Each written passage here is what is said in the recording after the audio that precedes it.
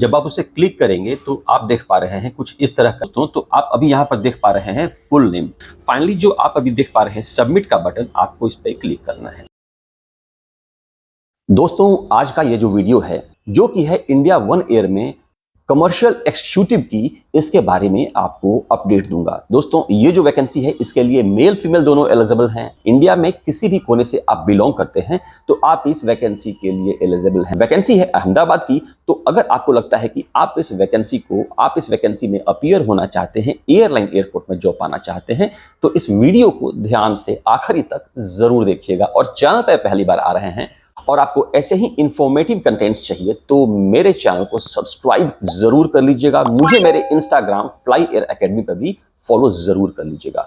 तो दोस्तों यहां पर वीडियो स्टार्ट करने से पहले 3 बातें समझ लीजिए जो कि अगर आप नहीं जानेंगे तो आपका नुकसान होता है।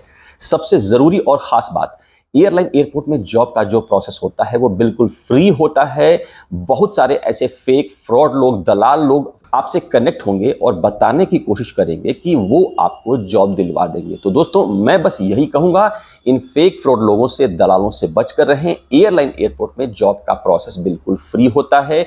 किसी भी सर्टिफिकेट या फिर कोर्स की जरूरत नहीं होती है। पॉइंट नंबर 2, जॉब ढूंढने का एक मोबाइल एप्लीकेशन आपको रेकमेंड कर रहा हूं। इसका लिंक मैंने डाल रखा है वीडियो के डिस्क्रिप्शन में। जाकर वीडियो को देखने के बाद आप उसे इंस्टॉल जरूर कर लीजिएगा। और पॉइंट नंबर 3, कुछ पूछना जानना समझना है तो वीडियो कमेंट में कमेंट कीजिएगा। मेरी पूरी कोशिश होगी आपके सवाल का जवाब देने के लिए। तो दोस्तों आइए स्टार्ट करते हैं और बात करते हैं आज की इस वैकेंसी के बारे में जो कि है इंडिया वन एयर में कमर्शियल एग्जीक्यूटिव की। इस वैकेंसी के लिए आपकी मिनिमम एज जो होनी चाहिए, उम्र होनी चाहिए, वो तो यहाँ पर मेंशन नहीं किया गया है। लेकिन दोस्तों मिनिमम आपकी एज 18 तो जरूर होनी चाहिए। मैक्सिमम एज यहाँ पर नहीं दिया गया है, मैंने इसको यहाँ पर चेक किया। बात करें एजुकेशन क्वालिफिकेशन की तो आप होने चाहिए मिनिमम ग्रेजुएट, इससे ज्यादा हो तो कोई दिक्कत नहीं है। जैसा मैंने बताया इस वैकेंसी के लिए महिला पुरुष यानी कि मेल फीमेल, फ्रेशर एक्सपीरियंस दोनों लोग एलिजिबल हैं। जॉब के नेचर को देखते हुए आपकी कम्युनिकेशन काफी अच्छी होनी चाहिए क्योंकि कहीं ना कहीं इसमें इसकी जरूरत पड़ती है। सबसे जो खास बात आती है वो आती है एक्सपीरियंस की। दोस्तों ये जो वैकेंसी है इसके लिए एक्सपीरियंस मांगा गया है 1 साल का। अब आप यहाँ पे कहेंगे कि पहले तो मैंने बताया कि इस वैकेंसी के लिए फ्रेशर्स एलिजिबल हैं और अब मैं ही बता रहा हूं कि इस वैकेंसी के लिए 1 साल के एक्सपीरियंस की जरूरत है। तो दोस्तों कुछ यूं समझिए, ये जो वैकेंसी है इसमें मांगा गया है एक्सपीरियंस 1 साल का सेम फील्ड में, यानी कि कमर्शियल वाले फील्ड में, या तो एयरलाइंस में और नहीं तो किसी नॉन एयरलाइन सेक्टर में भी अगर आपके पास एक्सपीरियंस है तो आप इसके लिए अपीयर हो सकते हैं, अप्लाई कर सकते हैं।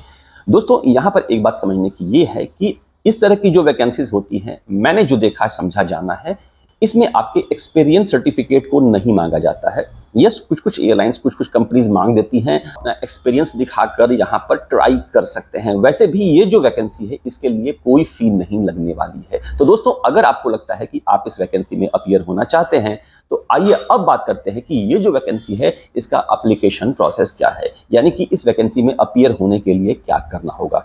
तो दोस्तों इस वैकेंसी में अपीयर होने के लिए सबसे पहला काम जो कि सबसे ज्यादा जरूरी होता है वो ये कि आपके पास इंटरव्यू में जाने से पहले एक अच्छा सा रिज्यूम होना चाहिए। तो दोस्तों अगर आपके पास रिज्यूम नहीं है, अगर आपके पास कवर लेटर नहीं है, तो वीडियो के स्क्रीन पे जो व्हाट्सएप नंबर देख पा रहे हैं यहाँ पे लिखिए रिज्यूम एंड कवर लेटर।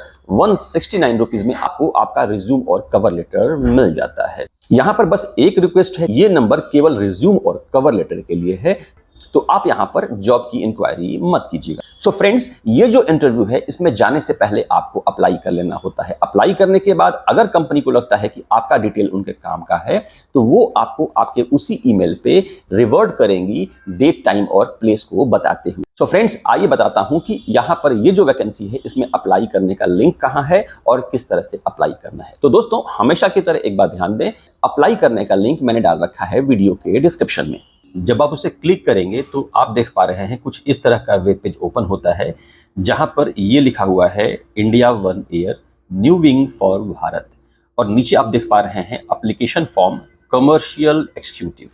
तो दोस्तों यहाँ पर नीचे आप जो देख पा रहे हैं स्विच अकाउंट, इसके जस्ट बगल में आपने जिस ईमेल से लॉगिन किया है वो आपका ईमेल आईडी दिखाएगा। और अगर आपको लगता है कि ये ईमेल जो दिखा रहा है ये आपका अपना सही ईमेल नहीं है, यानी आप यहाँ पर स्विच अकाउंट जो देख पा रहे हैं, ये जो बगल में है, आप इस पर क्लिक कर कर जो अपना ईमेल है उसको सेलेक्ट कर सकते हैं।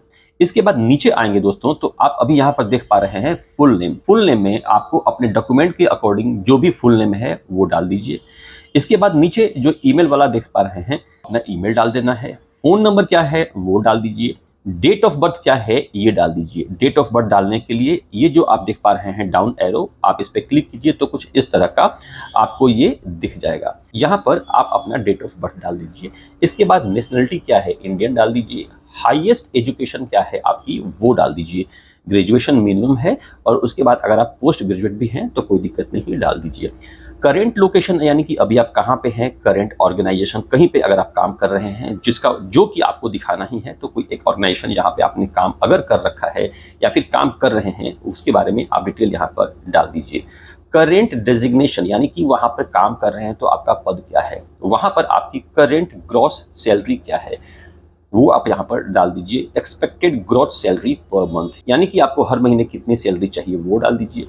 यहाँ पर दिया है नोटिस पीरियड। तो दोस्तों नोटिस पीरियड मतलब ये होता है कि आप किसी कंपनी में कहीं पे काम कर रहे होते हैं, तो अगर आपको छोड़ना है तो तुरंत आप छोड़ नहीं सकते। ऐसा नहीं है कि आप गए और आपने बताया कि मैं जॉब नहीं कर रहा हूँ, छोड़ रहा हूँ, ये प्रोसेस नहीं होता है। तो वहाँ पर जिस कंपनी में आप काम कर रहे होते हैं उसमें आप जब जॉब करते हैं, जब आप उसमें ज्वाइन करते हैं, तो उस वक्त ही आपको बता दिया जाता है कि आपका नोटिस पीरियड क्या होगा अगर आप जॉब छोड़ना चाहते हैं। और नहीं तो जो आपका डॉक्यूमेंट होगा उस पर लिखा होगा। और कुछ भी नहीं पता है तो आप अपने आसपास जो भी कलीग हैं उनसे पूछ लीजिए।